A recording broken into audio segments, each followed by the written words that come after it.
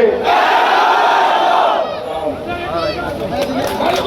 ওই প্রোগ্রামটা হবে না, কিন্তু পরবর্তীতে দেখা গেল ওখানে কিন্তু কি পরিষদ পূজা উৎসব পরিষদের মাধ্যমে সহিংস ঘটনা ঘটেছে, এইগুলোর জন্য তারা দায়ী।